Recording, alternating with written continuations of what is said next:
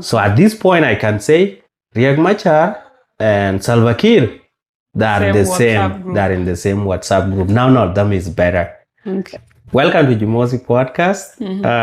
So today we'll be doing our weekly update and of things that happen in South Sudan. And one of the top stories that we're going to look at is Salva Kiir appointed his two sons into the foreign ministry as grade 3 ambassadors. And these are, one of them is called Thiik, Mayar, and the other one is called Mayar, Kiir, Mayardit.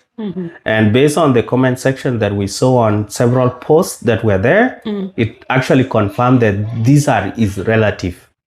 And this one sent us into Constitution of South Sudan. We look into the 2018 peace agreement, and we looked into the 2011 Constitution of South Sudan. 2011 Constitution is 155-page Constitution. It's a small Constitution, and in it doesn't mention anything about nepotism, because what Salva Kiir did here, or the code of conduct. Yeah, so for the code of conduct for ethics and integrity, nothing is mentioned about it. That is when it comes to appointment and removal of people in office. People in office. But when it comes to appointment of the ministries or ministers, those ones, those one always belong to are within the powers of the president. Yes. And it's that they are subjected to parliamentary review. Yeah. That's what's supposed to happen. But when it comes to this thing of ambassadors, they're not ministers. Yeah. So we tried to look for it in the Constitution of South Sudan. We didn't find it. It's not there. And the only thing that it said about appointment or the removal of people in office is that whoever is getting appointed has to be qualified, they have to be competent, and they should not be discriminated against based on their gender or ethnicity. Those are the only qualities that it looked at. So based on what Salva Kiir has just done, appointing his own sons and close relatives into the government. Very close. Yes. What do you think of Salva Kiir at this point? Is he the most tribal person and most nepotic? If there's a word like that in English.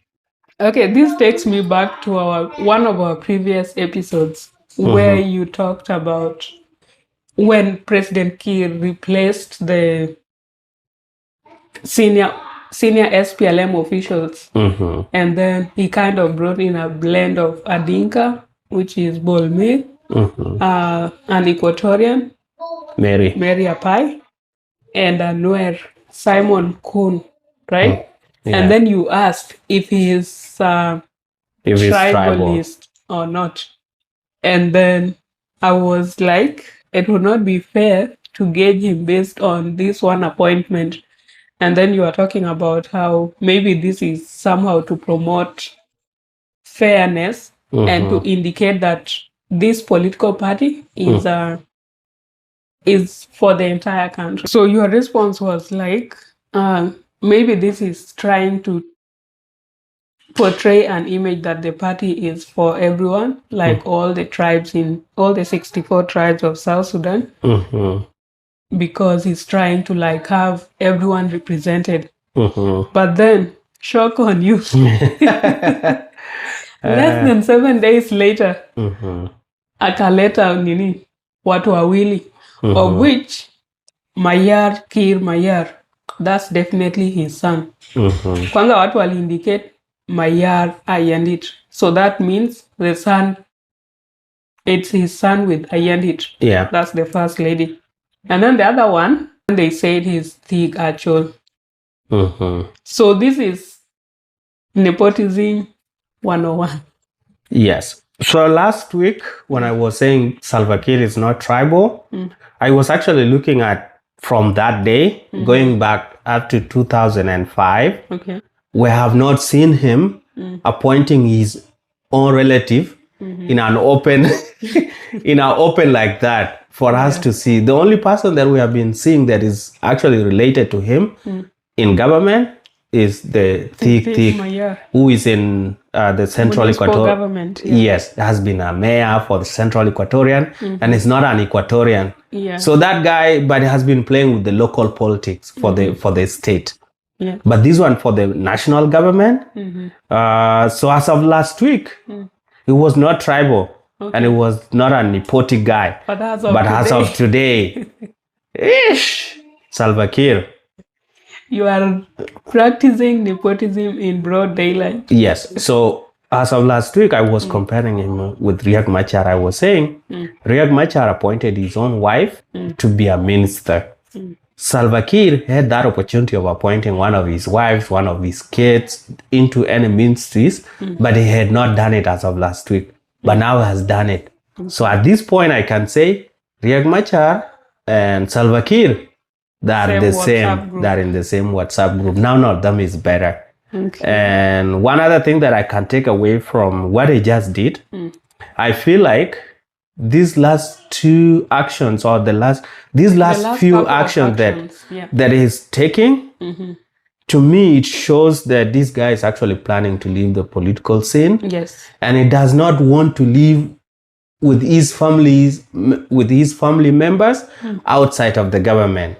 So that's why I want to bring them in, so that when he leaves the government, even his family is also left in the government. Because I'm pretty sure he does not trust even Bolomil or whoever that will be president after he's gone, that if he left without his kids being in the government, that his kids will be in the government. And this can be clearly seen with what happened with Garang Mabur family. When Garang Mabur died, none of his kids has been actually serving in the government for so long. So maybe trying to learn out of that to make sure that as much as the wife is there, I know you are going to talk about the wife, but I'm talking of the kids. Okay, but Nani Mabur was in the government, like he was a minister under the SPLM-IO political party. That was after the 2013, but prior to 2013, before the war, it was not appointed. It is after the war, like when the war happened, and so he joined Riek Machar, and people were being awarded for Riek Machar to look that is a national figure that is not discriminating even against the Dinka. So that's why he appointed him. So it's Riek Machar that actually brought him into the government for those few months that he served, but not Salva Kiir. Okay. And Nyandeng, he was a minister for some time, but through Salva Kiir government. But when she came in as a vice president, she came in through a back door, through an opposition position. As a former detainee, because they were detained after the war of 2013. Yeah. Okay, but the thing is, when you talk of Garang Mabior's kids, that is, none of his children was in the government, then you also have to factor in that by the time Garang Mabior died, they were probably in their 20s. Mabur is currently 47 or 48. So that means in 2005, he was somewhere in his early to mid 20s. Yeah. Well, so if he had finished high school by then, they would be appointed a minister. Yes, because no, because your dad was. I know people that are serving with high school certificate. Because in 2005, 2006, people used to finish their KCSE in Kakuma, Kenya, and come back to Sudan to look for a job. But then they will not work as ministers or those big political positions. Okay, you have to be of a certain age and have some experience and good connections for you to hold some positions. People are buying degrees out here. Okay. So you would have buy a foreign affairs, whatever, or foreign international, whatever degree for him to be hired as a minister. There are a lot of people that have PhD that they bought. Okay. So, but society will look at them and say, oh, these people is educated what? Very young. Has nothing educated. in their brain. They are buying papers out here in East Africa. Okay. So that thing, To end. Stray bullets. Yes. So to me, at this point, Salva Kiir and Riek Machar, they are the same. None of them is better.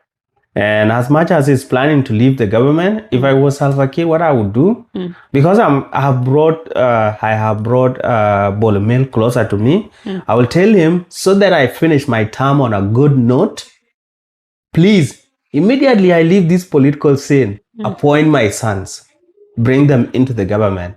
If you actually trust Bolomel, he would have not done what he has done. But I'm not 100% sure if you actually trust him. Because right now, but again, unajua, his story, this thing of nepotism, sometimes it's hard to blame people. Because in our circle, in our families, wherever we are, we always have that one relative who is serving the government that people always go to and say, help my son, help my nephew, help my man, niece, put them in the government. And then you want them to be helped. And that's nepotism. But when it is practiced by Salva Kiir, here we are making noise. But the thing is, these other people are different. Salva Kiir is the head of the government. When he start appointing his own relatives, it removed that idea that credibility, and that people will be hired on based on merits. Based on their merits. That you are being hired because umesoma, you are learned, you are qualified, you did an interview, you are going to do what you have been appointed for. And the position was advertised openly, and then different people apply. Government positions, sometimes they don't do like that. Yeah, but they're supposed to, right? No, not every position is applied. There are some positions, the appointing position, they don't have to be advertised. You just appoint people that you know, people that you might have heard of. That's how they do it. But this is through the Public Service Commission for regular payroll for the government. This is where they advertise, like Ministry of Foreign Affairs want to hire cleaners, want to hire office managers, want to hire clerks, such kind of things, they can be advertised. Okay. But the top one, like the undersecretary, which he always does, and the ambassadors, no, those one are appointing position. Okay, but still, like, even with appointment, like we saw in the Constitution, right? For 2011. According to the Constitution, those appointments are supposed to be, they're supposed to meet certain criteria, and then they have to be reviewed by the National Assembly and approved before the president is given a go-ahead to do the swearing in and stuff. Does that really happen? It's not happening, and that's why you see somebody has been appointed as a minister. He's swearing the same day, and he take office the following day, and he take office. But in real sense, he's supposed to go to the parliament where he's vetted. Yeah. Do you have a degree? Which school did you go to? Do you have work experience? Where did you work? Show us your resume. Yes, show us your resume. What are you going to do?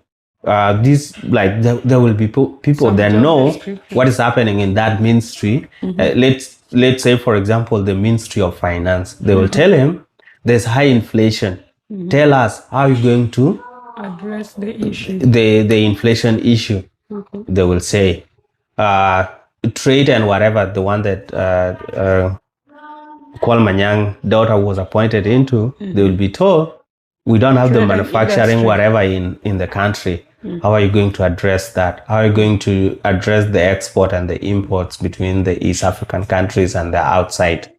You see? So those aren't supposed to be asked, but they're not being done at the moment. And then, like, when you submit your documentation, let's say your degree and academic qualifications, they are supposed to go and verify where you went with to the school. institutions, like, where did you study? Are you indeed a student from that university or that college? Is this degree valid? Ama ni kitu tu umeendea River Road. And then from there, but then it's usually not just one person appointed. It's like you kind of nominate various individuals, and then they are vetted. Alafu whoever emerges as like the best kwa hiyo vetting or whatever interview at the National Assembly, ndio anafaa to take up that position. No, it depends with what position. The ministry's position is only one guy. Like take for example, when President Ruto was appointing his cabinet ministers, he was appointing each person, and that person, and those ones were taken to parliament, and they were not like a group of people for the same, like let's say interior. It was only one guy. And then this one guy is asked and then is appointed, is given the position, is given a go-ahead by the parliament. Okay, so it's always one person. It's not... They review them. The work of the review is, for example, if they find out that you have fake papers, then you can be disqualified. So they write the report to the president and say, this person does not qualify to hold the position that you have appointed him for. Replace him. Then the president will go and look for a new person. Okay. Yeah, and then they are replaced that way. But another reason why nepotism is really bad is the accountability. You know, like when your relative is working in that ministry, let's take for example, and there is tender for a certain thing, you can be given the tender, right? Yeah. And you don't deliver. But because you are related, you will not hold them accountable. You will not say, we gave you a tender to supply, let's say, for example, the army with 10,000 tons of food supplies. You took the money, they went into your own bank account. You did not deliver anything.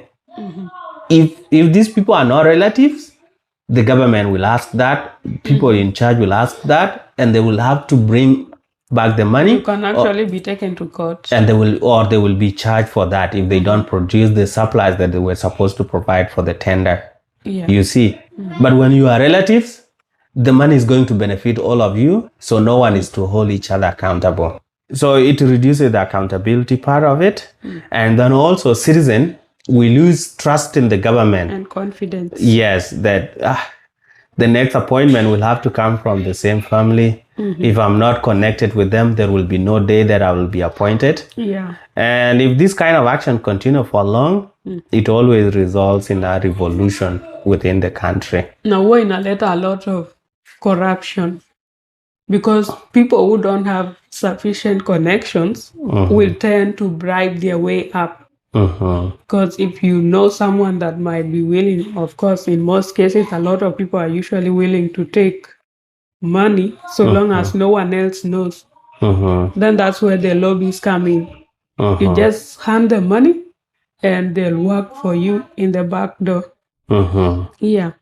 Alafu pia, I feel like it promotes laziness because people would not be more determined to do great things so that they are outstanding citizens. Instead, you just feel like there's always a shortcut. So why do I have to struggle?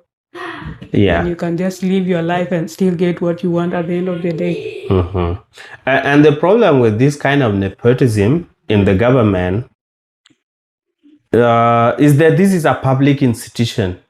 Let's say, for example, Salva Kiir was having his own private company where he make cars or he make shoes or he make tomatoes. And then he's appointed his own sons, will not complain. That's a private property. Yeah. He can even appoint all the family members to be the board members, from the cleaner to the manager.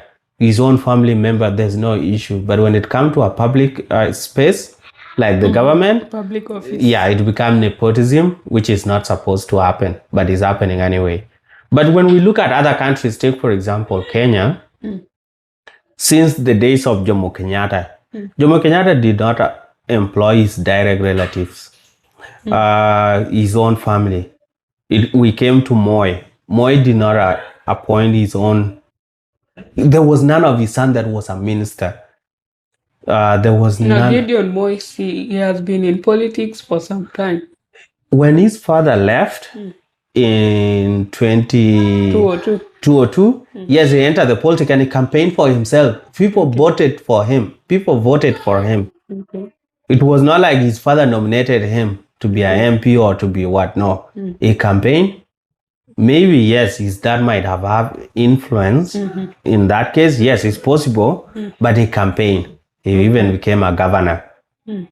So his sons have been in politics, but they fought for themselves. We can say they fought for themselves. Yeah, but And they had an upper hand. Uhuru Kenyatta has Jomo and the Gina. Akona, He did not I think appoint 3 them. kids, 2 boys, 1 girl. Yeah.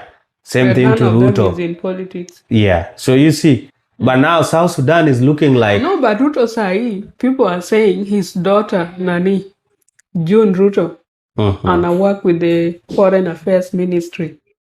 as ambassador. Become an ambassador or something. No, Huko she's side not za ambassador. Europe. So like But she's working. She has a big position within the Foreign Affairs Ministry yeah. So outside the country. when we look at Tanzania and Kenya, those countries are different in terms of their constitution, and they don't practice this nonsense of ours where there's no ethics and integrity. They have corruption though, but Yauni kind of covered. It's not in the open. Because there's a constitution that holds people accountable. In our country, if you criticize anybody and they feel that you have reached to a number of people, they will kill you. They don't take any criticism. Yeah, so that's the problem. But if you look at other countries, there's Kenya and Tanzania, but when you look at other countries like Uganda, you can't talk of their constitution because their constitution and South Sudan constitution, they're in line with, they look similar to each other. So that's why Museveni wife is Minister of Education. That's what I heard the last time. All right. So there's this thing that happened. Museveni and his wife, they issue a joint apology to the Ugandans people. That was, I think, like a few days ago. Okay. And President Ruto, the president of Kenya, also issued an apology to Kenyans too. Is it a high time for Salva Kiir now to apologize to us? People are apologizing. Presidents are apologizing to their citizens. Why did the Ugandan president and his wife apologize? They decided to do that. They say, we have wronged you.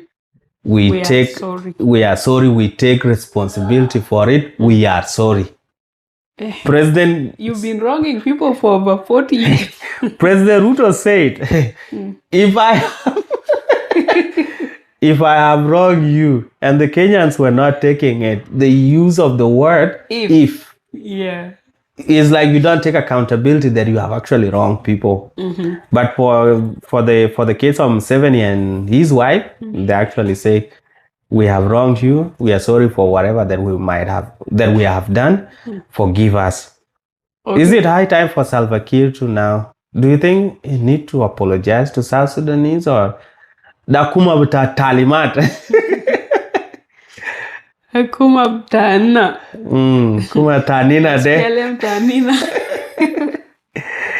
Okay, so I think we need some context into these apologies. So for President Ruto of Kenya, he was apologizing during the National Prayers Day. So obviously things to do with religion, National Prayers Day and stuff. You are meant to ask for forgiveness if you have wronged someone and apologize for what it's like you are preparing for a new beginning. In South Sudan, I don't think we've had any National Prayers Day or truth and reconciliation kind of thing. So that's why I don't think like Kiir is even thinking of any apology or any politician. Apologizing to who? That's the question.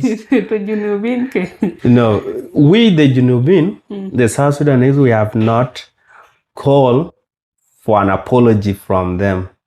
And we the citizen, all the citizens together, either they're in opposition or in government, we have not tried to say government is doing this bad and bad and bad, and we need them to take care of their bad doing. You see there. That's because that's why the country. That's why it's not. That's why it's not planning to do an apology. But he might do an apology to the position. To the opposition. Because opposition always feel like wanafinyiliwa, they're being pressed on by the president. So for the whole country to move forward, they want to apologize to them so that they forgive them and we all come. That's how. But I don't feel like apart from Riek Machar, who go under house arrest, which is kind of wrongful because at least they have to take him to court, right? To determine what his issue is or what his crime is. I don't think like opposition as a party kind of needs to be apologized to. If at all there's someone that needs to be apologized to, it's the citizens because of lack of services, not having pipe water for the last over 20 years since 2005. People are still drinking River Nile water, and that's causing a lot of diseases amongst people. Another thing, poor sanitation. There's no clear garbage collection. So you find litter everywhere, including in the capital of Juba, and supposed to be clean. Now we have a lot of cases of cholera. There are so many health issues. We don't have proper hospitals. You find that recently when they did the Pojulo festival, cultural festival, people talked of them spending around 18,000 US dollars on that function, yet they don't have a hospital or school in Kajokeji. And we said here on the podcast that that is the main role of the government. So no village, no city, or no county is supposed to stay without a hospital. At least there has to be, even if it's only one hospital, there should be access to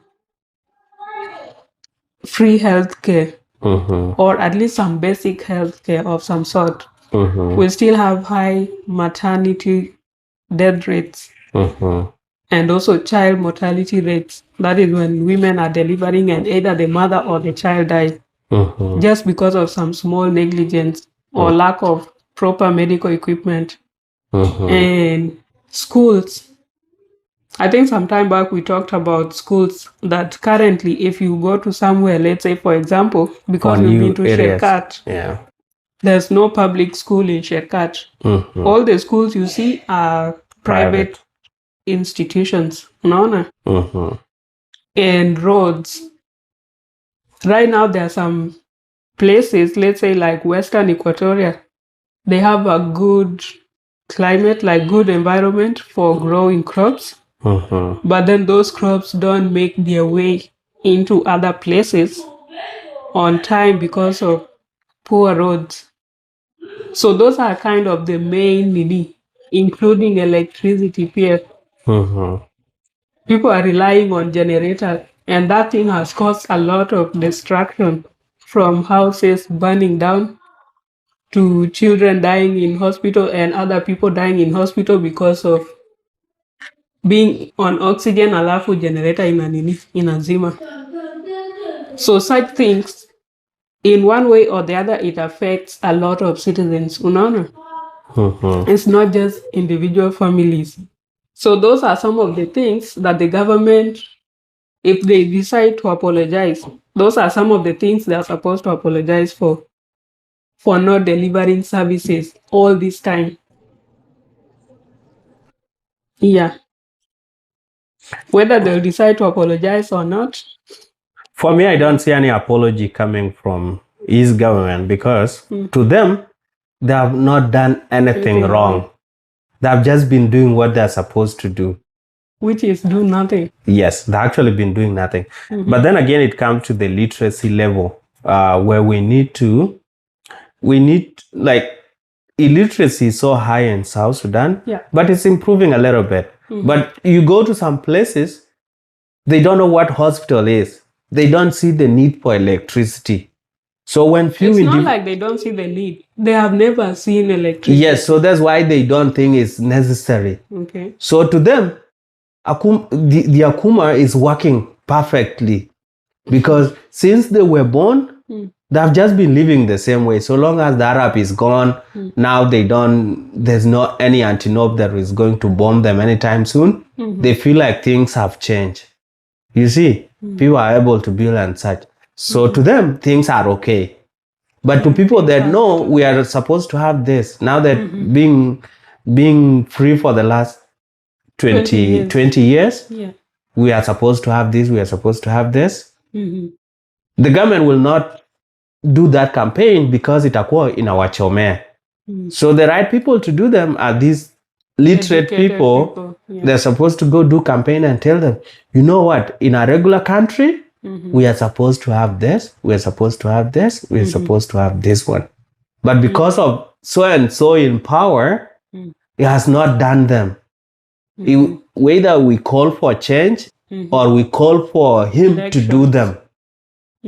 Or call for elections and then elect people who are actually going to work. Yes. And improve the institutions. Yeah.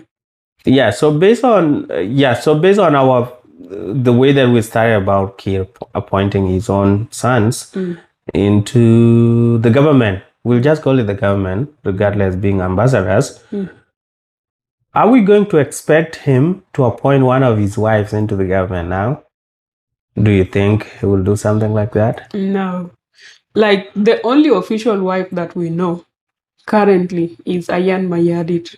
But then sometime back, let's say back to around 2020, 2022-ish, there was one of Nyuanban's daughters, Halwell William Nyuanban. She was like the youngest wife, but I don't know, maybe like they kind of dissolved that marriage and she went her way. Currently, if you check on Wikipedia, you cannot find her anywhere. No, let's talk of... Yeah, but right now we only know of Mayardit. Okay, can she be appointed into the government? No, I don't think so. Why? I don't think she's the government, enough. Betanina. No, she can just handle some ministries because... Ministry, like without education.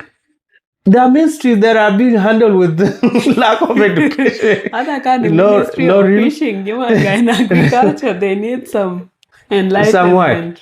People are just eating money for free. She can actually be appointed to the Minister of Agriculture or for land. And then appoint few individuals to go and grab the land at the back. At the back of Juba, and then... Yeah, this government is not like there's anybody. I don't think she'll be appointed because I don't know how old is she. If Kiir is planning to exit, then they might as well both retire. We get these are our speculation. These are just speculation. Okay. So it might not be actually planning to exit the political scene. So he's just trying to make sure that at this point all the family members are in. Yeah. Mayardit is 73. Oh, only age mates na bwanake. Yeah. She was born on September 26, 1951. Yeah, she's old. All right, so that's it for Jimosi podcast. Please subscribe and see you in the next video.